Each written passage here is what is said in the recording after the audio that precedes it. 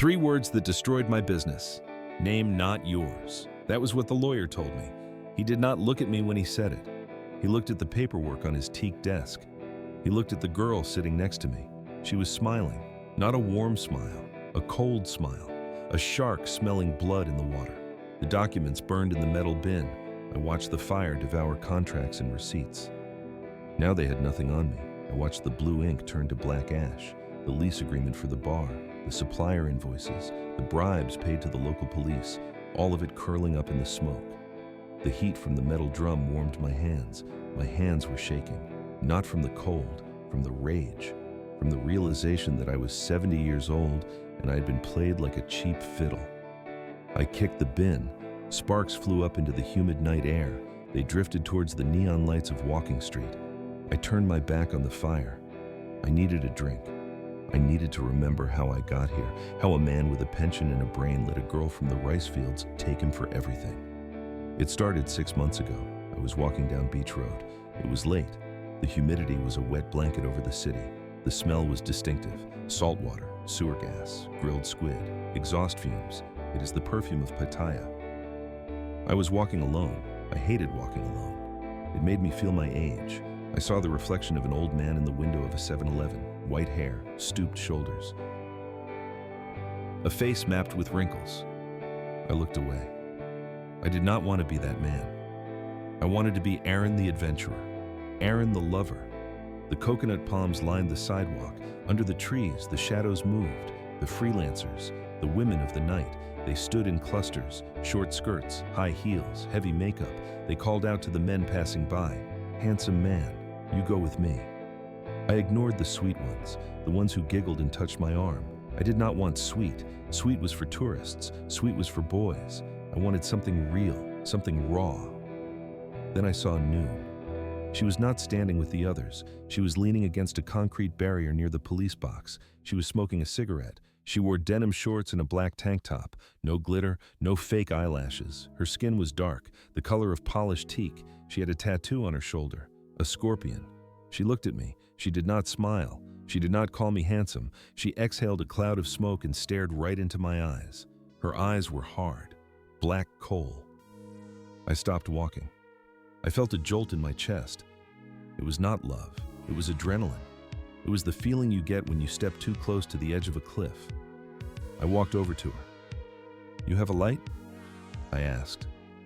She flicked her lighter. The flame illuminated her face. High cheekbones, a scar on her chin. She looked like she had been in a war. She looked like she had won. "You old man," she said. "You should be sleeping."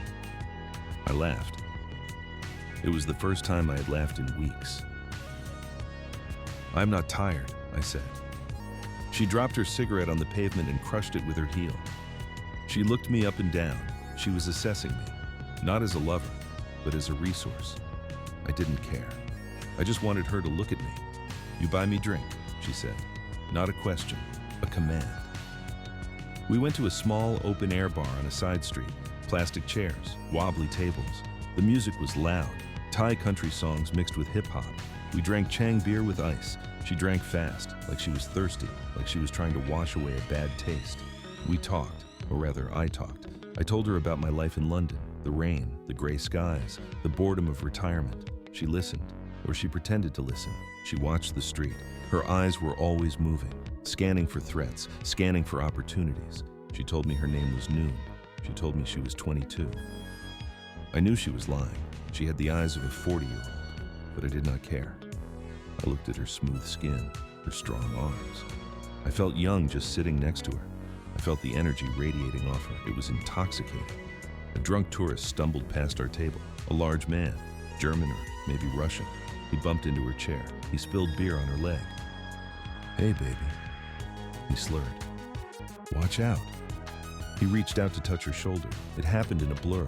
Noon stood up. Her hand went into her purse. There was a metallic click, a flash of steel. She did not shout. She stepped into his space.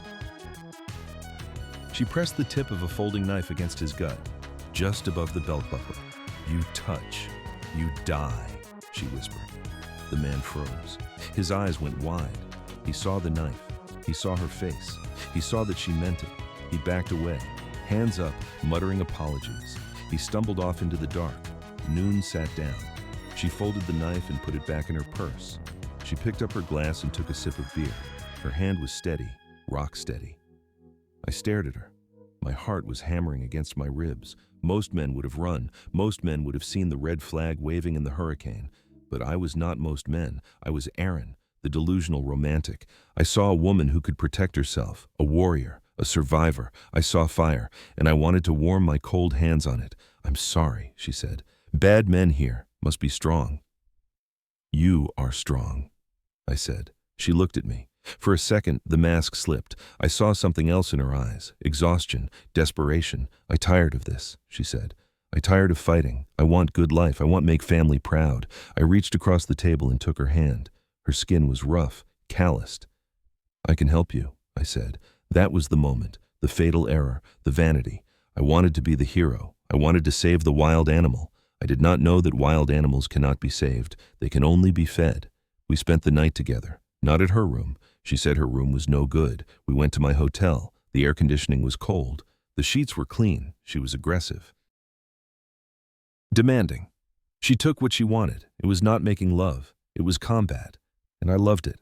I felt powerful. I felt necessary. The next morning, the dynamic shifted. We were eating breakfast on the balcony. She was eating spicy soup. I was having coffee. She put down her spoon. She looked at the ocean. "My village headman called me," she said. I put down my cup. "Is everything okay?" She shook her head. Tears welled up in her eyes. Real tears, or the best acting I had ever seen. "He say my mother's sick. He say neighbors talk. They say Noon is bad girl. Noon work in Pattaya. Noon sell body. My father have no face. He cannot walk in market. Everyone laugh." She covered her face with her hands. Her shoulders shook. I felt a pang of pity and a surge of protective anger. "You are not a bad girl," I said. "You are a survivor." She looked up. Her eyes were red. "I want show them," she said. "I want show them I have business. I am businesswoman, not bar girl. If I have shop, if I have bar, then I have face, then my father have face." She looked at me. The trap was set, the bait was in the water. "I can cook," she said. "I can make best some tum, or I can manage bar. I know business." I looked at her. I saw the youth, the vitality. I saw my chance to be more than just an old customer. I could be a partner, a patron, a savior. "How much?" I asked. She hesitated. She bit her lip. "Small bar, in Walking Street, back Swai. My friends say lease is cheap, maybe 500,000 baht for everything." 500,000. It was a lot of money, but I had savings. I had my pension, and I had a fear. A fear that if I said no, she would walk out the door and back to the shadows of the coconut trees, back to the knife fights and the darkness. I wanted to keep her in the light, my light. "I can look at it," I said. She smiled. It was the first time she smiled warmly. She reached across the table and squeezed my hand. "You good man, Aaron? You saved me." I believed her. 3 days later, we were walking down a narrow alley off Walking Street. It was daytime. The neon signs were off. The street looked dirty. Garbage bags piled up. Stray dogs sleeping in doorways. "This way," she said. She led me to a narrow door. A sign hung above it. The plastic was cracked. It was a small room, dark, smelling of stale beer and mold. The mirrors on the walls were dusty. The red velvet benches were torn. "It perfect," she said. She spun around in the center of the room. "We paint. We fix lights. We make good place. Farang come here. Drink beer. I make money. I send to mother. Neighbors stop talking." I looked around. I saw a dump. But I looked at her and I saw a dream. We met the landlord an hour later, a fat Thai man with gold rings on every finger. He spoke fast. He did not look at me. He looked at Noon. They spoke in rapid Thai. I heard the tone. It was familiar. Too familiar. I caught a few words. Isan dialect. I had lived here long enough to know the rhythm, even if I did not know the vocabulary. They laughed. "What did he say?" I asked. "He say you lucky man," she said. "He say a lucky woman." She handed me the contract. It was in Thai. "I need to get this translated," I said. She frowned. Her face darkened. The storm clouds gathered instantly. "You not trust me," she said. Her voice rose. "You think I cheat you. I give you everything. I give you my body. I give you my heart. And you listen to strangers." She turned away. She walked towards the door. "Okay," I said. I panicked. I did not want the fight. I did not want to lose the high. "I trust you." I signed the papers. I transferred the money. I bought the paint. I bought the new sound system. I bought the new furniture. For 2 months it was perfect. Or I thought it was. I sat in the corner of the bar every night. My bar. I watched her work. She was good. She charmed the customers. She poured the drinks. She laughed. She controlled the room. I was the king. She was my queen. But there were signs. Small cracks in the foundation. She started disappearing for hours in the afternoon. She said she was going to the market, but she came back smelling of expensive cologne. Not mine. She bought a new phone. An iPhone. The latest model. "Customer tipped me," she said. And then there was the man. I saw him one night. He was sitting at the bar. He was Thai, young, muscular, tattoos on his neck. He was not drinking. He was watching her. She went to him. She whispered something in his ear. He laughed. He reached out and touched her arm, familiar. Possessive. I stood up. I walked over. "Who is this?" I asked. Noon looked at me. Her eyes were flat. "He is cousin," she said. "From village. He bring message from mother." The man looked at me. He smirked. He had a gold tooth. He looked at Noon, then he looked at me. He said something in Thai. "Buffalo." I knew that word. "Kwai." "What did he say?" I demanded. "He say you look strong, like buffalo," she said. It compliment. I knew it was a lie, but I swallowed it. I swallowed it because the alternative was admitting that I was the buffalo, the stupid animal pulling the plow. I went back to my corner. I watched them. They continued to whisper. That night, she did not come back to the hotel. She sent a message. "Stay at shop. Inventory count. Sleep here." I lay in the empty bed. The sheets were cold. I felt the knot in my stomach tightening, the fear of aging, the fear of being alone. It was a physical pain. I decided to go to the bar, to check on her, to bring her food, to prove I was a good man. I walked through the empty streets at 4 a.m. The dogs barked at me. The rats scurried into the drains. I reached the alley. The sign was off. The metal shutter was pulled down. I had a key. Of course I had a key. I paid for the lock. I unlocked the shutter. I lifted it slowly. It rattled in the silence. Inside it was dark, but there was a light coming from the back room, the office. I walked across the sticky floor. I smelled cigarette smoke. And something else, something sweet. I pushed open the door to the back room, and the illusion shattered. Logic check. Weakness equals fear of aging, vanity. Maitse, trap equals the face, save, staged violence. Fatal mistake equals mistaking her aggression for protective love. Planned ending. He discovers the victim and Noon dividing his money. 3 words that destroyed my business. I watched the fire devour contracts and receipts. The documents burned in the metal bin. The orange flames licked the edges of the lease agreement I had signed only 3 months ago. The paper curled and turned to black ash. I watched my signature disappear. I watched her name disappear. Now they had nothing on me, or so I told myself. But the echo of those 3 words still rattled in my skull. It pays for face. That was the lie. That was the beginning of the end. It started 6 months ago. I was 70 years old, but I told everyone I was 60. I dyed my hair. I went to the gym 3 times a week. I refused to let the old man in the mirror win. I was Aaron. I was a successful logistics manager from Leeds. I was not ready to rot in a nursing home watching daytime television. I came to Thailand to feel alive. I met Noon on Beach Road. It was past midnight. The air was thick with salt and exhaust fumes. The coconut trees swayed in the humid breeze. Women lined the pavement like merchandise on a shelf. They chirped and grabbed at passing men. Noon was different. She didn't smile. She didn't wave. She leaned against a lamppost with her arms crossed. She wore denim shorts and a black tank top. Her skin was the color of dark honey. Her eyes were hard. I stopped walking. I felt a pull in my chest. I didn't want a giggling girl. I wanted a woman. She looked me up and down. She didn't look at my shoes or my watch. She looked at my shoulders. She looked at my arms. "You are strong for a phalang," she said. She did not use a question mark. It was a statement. My chest swelled. I stood straighter. I sucked in my stomach. I take care of myself, I told her. She nodded. She pushed off the lamppost and walked toward me. She moved like a cat, silent, predatory. She took my hand. Her grip was firm. Her palm was rough. You come with me, she said. I went. I did not ask how much. I did not ask where. I felt 20 years drop off my spine. I felt dangerous. For the next 3 months, I lived in a fever dream. Noon was not like the other girls. She was fiery. She was jealous. She checked my phone. She yelled at me if I looked at a waitress for too long. I loved it. It made me feel valuable. It made me feel like a prize. She moved into my condo. She took over the kitchen. She threw out my English tea and my biscuits. She filled the fridge with strange vegetables and dark bottles without labels. You eat this, she said. Make you strong man. She blended green sludge every morning. It tasted bitter. It tasted like earth and copper. I drank it. I drank every drop because she watched me with those hard, dark eyes. Good boy, she would say. I felt dizzy sometimes. My hands shook in the mornings. I told myself it was just the heat. It was just the excitement of keeping up with a woman 50 years my junior. She told me about her dream. She wanted to open a bar, a proper business, not a dirty hole in the wall.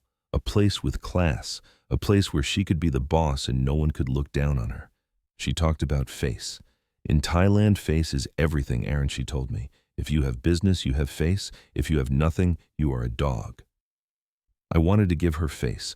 I wanted to be the hero who lifted her out of the gutter. I liquidated my savings. I sold my shares in the UK. I moved the money. We found a place on a side street off Walking Street. It was perfect. We signed the papers. I put everything in her name because foreigners cannot own land. I knew the risks, but Noon was different. She protected me. That was what I thought until the night of the mirror. It was a Tuesday. The humidity was suffocating. I was walking down a narrow sui to meet Noon at our new bar. The neon lights buzzed overhead. The air smelled of sewage and spicy soup. I heard shouting. I turned the corner. 2 men were cornering a woman. It was Noon. My heart hammered against my ribs. I tried to run, but my legs felt heavy. The green drink from the morning sat like lead in my stomach. One of the men grabbed her arm. Noon did not scream. She didn't cry for help. She reached into her boot. There was a flash of silver, a knife. She moved with terrifying speed. She slashed the air. The man stumbled back, clutching his arm. Blood dripped onto the dirty pavement. It looked black under the streetlights. The second man lunged. Noon sidestepped and kicked him in the knee. He went down. Then she saw me. "Aaron, go!" she screamed. The man with the bleeding arm looked at me. He shouted something in Thai. He pointed a finger at my chest. "Police coming!" he yelled. You pay or you die." Noon grabbed my wrist. Her hand was sticky with sweat and adrenaline. She dragged me down the alleyway. We ran until my lungs burned. We ducked into the back of a massage shop she knew. We sat in the dark room. I was gasping for air. My chest felt tight. Noon was pacing. She still held the knife. Her eyes were wild. "Bad Aaron," she said. "Very bad. That man is mafia. He is the son of the police chief." My blood ran cold. The euphoria of the fight vanished. "What do we do?" I asked. She stopped pacing. She looked at me. Her face crumpled. For the first time, she looked small. She looked young. "I hurt him," she whispered. "I cut him. They will put me in jail. They will take the bar. I lose everything. I lose face." She dropped to her knees in front of me. She hugged my legs. "Help me, Papa." She sobbed. I stroked her hair. I felt the familiar surge of purpose. I was the protector. "How much?" I asked. She looked up. Her eyes were wet.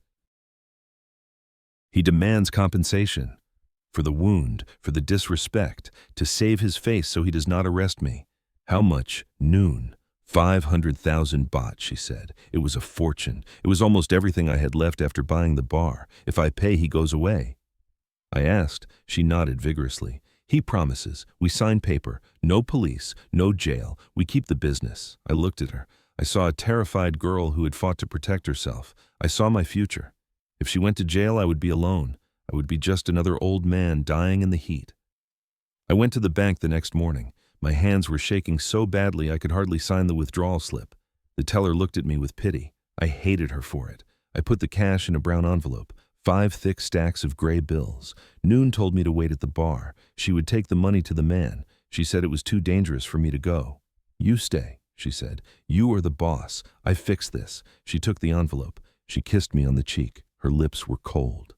I waited in the back office of our bar. It was a small room, soundproof, no windows. It smelled of fresh paint and stale air. I waited for an hour, then 2. The silence began to press against my ears. I started to feel sick. The doubt crept in like a roach under the door. Why was it taking so long? I stood up. My knees popped. I walked into the main bar area. It was empty. The chairs were stacked on the tables. I walked to the front door. It was locked. I went back to the office, to the hall. I sat down. I saw Noon's bag on the desk. She had forgotten it. I stared at it. I knew I should not touch it. Noon hated when I touched her things, but the doubt was screaming now. I opened the bag. Inside, I found her phone and a notebook. I opened the notebook. It was full of numbers, dates, amounts, and names. My name was there, Aaron. Next to my name was a long list of expenses, rent, motorbike, gold, and at the bottom of the page a single entry dated for today, the Buffalo Sick Scam. I frowned. That was not right. That was the old cliché, the sick buffalo, the sick mother. I turned the page. There was a drawing, a crude sketch of a street map, and stick figures. One figure held a knife. Another figure had a red mark on his arm. Next to the drawing she had written in English, "The Show." My stomach dropped. The room spun. I grabbed the phone. I pressed the home button. It was unlocked. I opened the line application. The last message was from a contact named Tirak. Tirak means darling. I scrolled up. There were photos. Photos of me signing the lease, photos of me drinking the green sludge, and a video sent 2 hours ago. I pressed play. The video was shaky. It showed a room full of smoke, a table covered in beer bottles, and money. 5 stacks of gray bills. Noon was in the frame. She was laughing. Her head was thrown back. Her mouth was wide open. Next to her sat the man from the alley, the man she had cut. His arm was not bandaged. There was no blood. There was no wound. He had his arm around her shoulder. He was kissing her neck. Noon looked at the camera. She held up a stack of my money. She waved it. "Stupid Falang," she said. "He thinks he is a hero. He thinks he is strong." The man laughed. He took the money from her hand. "He is old buffalo," he said. "We milk him dry, then we cook him." The video ended. I sat in the silence of the soundproof room. The smell of fresh paint made me gag. I looked at my reflection in the black screen of the phone. I did not see Aaron, the logistics manager. I did not see the strong man. I saw a ghost. I saw wrinkled skin and dyed hair. I saw a fool. I heard the front door unlock. Footsteps clicked on the tile floor. "Honey, I'm home," Noon called out. Her voice was sweet. It was the voice of the girl on Beach Road. I put the phone back in the bag. I sat in the chair. My heart was not beating. It was just a cold stone in my chest. The door to the office opened. Noon stood there. She was smiling. She looked radiant. "It is finished, Papa," she said. "We are safe." She walked toward me. She reached for my hand. I looked at her smooth skin. I looked at her bright eyes. I looked at the knife she still wore in her boot. I said nothing. I let her take my hand. I was trapped. I had no money. I had no passport. It was in the safe, and she had the code. I was not the hero. I was the pet, and the cage door had just locked. The logic check. Weakness, Tenko's fear of aging. Physical frailty versus her vitality. Our trap eats the face. Save. Financial drain complete. Fatal mistake equals attempting to use physical dominance against a predator. Planned ending equals total submission. The pet. I sat on the edge of the bed. The air conditioner rattled. It coughed out cold, damp air that smelled of mold. My hands shook, not from the cold, from the rage boiling in my gut. I looked at Noon sleeping. She lay on her stomach. Her breathing was deep and rhythmic. She looked innocent. She looked like the girl who served me mango smoothies 3 months ago. But I knew better now. I looked at the safe in the corner of the room. It was a small gray box bolted to the floor. Inside was my passport. Inside was the last of the cash she had not yet siphoned off for her sick mother or her broken motorbike or the village fence that needed painting. I needed that passport. Without it, I was a ghost. I could not leave the country. I could not rent a room. I could not even go to the embassy without admitting I was a fool who had been stripped clean. I needed a plan. I stood up. My knees popped. The sound was loud in the small room. Noon stirred but did not wake. I walked to the bathroom. The fluorescent light flickered and buzzed. I stared at my reflection in the mirror above the sink. I saw an old man. I saw sagging skin. I saw eyes rimmed with red. I saw the sunspots on my forehead. I looked weak. I looked like prey. That was my mistake. I had let her see me as weak. I needed to be strong. I needed to be the boss again. I needed to show her that Aaron was not a man to be trifled with. I looked around the bathroom. I needed a weapon, not to hurt her, just to scare her, just to show her I meant business. I saw the heavy ceramic lid of the toilet tank. No, too heavy. I saw my razor, too small. I looked back at the mirror. I made a fist. I felt the anger surge. I was a businessman. I had negotiated deals worth millions. I had fired men twice my size. I would not be bullied by a girl from the rice paddies. I formulated the strategy. It was simple. Wake her up, demand the code. If she refused, I would threaten to go to the tourist police. I would threaten to ruin her reputation in the bar. I would tell her I had photos. A bluff, but she didn't know that. I washed my face. The water was lukewarm. I dried my hands on a towel that smelled of stale tobacco. I walked back into the bedroom. I stood over her. I reached out and shook her shoulder. Noon woke up instantly. There was no grogginess. Her eyes snapped open. They were black and hard. She sat up. She pulled the sheet around her chest. She asked me what I wanted. Her voice was flat. I told her I wanted the code to the safe. She stared at me. She didn't blink. I raised my voice. I told her I was leaving. I told her the game was over. I told her to open the box or I would bring the police to her door within the hour. She laughed. It was not a nervous laugh. It was a bark of genuine amusement. She reached for her cigarettes on the nightstand. She lit one. The flame illuminated the scar on her cheek. She blew smoke in my face. She told me to go ahead. She told me the police station was 2 streets over. She told me the captain was her cousin. She told me to tell him hello. My bluff crumbled. I felt the panic rising. I felt the walls of the room closing in. I lunged. It was a desperate, stupid move. I tried to grab the key card hanging around her neck. She moved with terrifying speed. She caught my wrist. Her grip was like iron. She twisted. Pain shot up my arm. I cried out. She kicked me in the chest. It was a push kick, a teep straight to the sternum. I flew backward. I stumbled. My feet got tangled in the rug. I crashed into the dressing table. The large mirror on the wall shattered. Glass rained down on me, shards of silver and light. I fell to the floor. My hand landed on a jagged piece of the mirror. I felt the slice. I felt the warm wetness of blood. I lay there, gasping for air. My chest burned. My hand throbbed. I looked up. Noon stood over me. She held the knife she kept in her boot. She hadn't even needed to unsheath it during the struggle. Now it glinted in her hand. She wasn't angry. She looked bored. She looked at the broken mirror. She looked at the blood on the floor. She tutted, a soft sound of disapproval. She told me I was a clumsy buffalo. She told me the mirror would cost 3,000 baht. She told me I would have to pay for it. I tried to speak. I tried to tell her I had no money. She crouched down. She brought the knife close to my face. She used the flat of the blade to lift my chin. She looked into my eyes. She saw the fear. She saw the defeat. She smiled. It was a cold, possessive smile. She told me not to worry. She told me she would find a way for me to pay. She stood up and walked to the safe. She punched in the code. Beep, beep, beep, beep. The door clicked open. I watched, hopeful. Maybe she was giving me my passport. Maybe she was kicking me out. She reached in. She took out my passport. She held it up. The blue cover looked like freedom. Then she walked to the bathroom. I heard the toilet flush. I froze. She came back out. Her hands were empty. She lay back down on the bed. She patted the mattress beside her. She told me to clean up the blood. She told me to be quiet. I sat on the floor among the glass shards.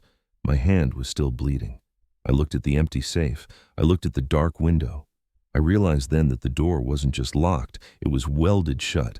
I had no identity. I had no money. I was a foreigner in a land where I could not speak the language, illegal and invisible. I was hers. I crawled to the bathroom. I found the mop. I cleaned the floor. I picked up the pieces of the mirror. I saw my fragmented reflection in the shards. 1,000 broken old men staring back. I bandaged my hand with toilet paper and tape. I was hungry. My stomach growled.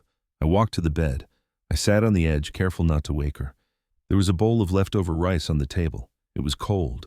Ants crawled on the rim. I picked it up. I brushed the ants away. I ate the rice. It was dry and hard. It tasted of dust, but it was food. Noon rolled over in her sleep, her arm draped across my leg, heavy, possessive. I didn't move it. I sat in the dark. I listened to the soy dogs barking outside. I listened to the bass from the clubs down the street. I was Aaron. I used to be a businessman. Now I was the pet, and I would be a good boy. I would wait for morning. I would wait for breakfast. I closed my eyes and let the darkness take me.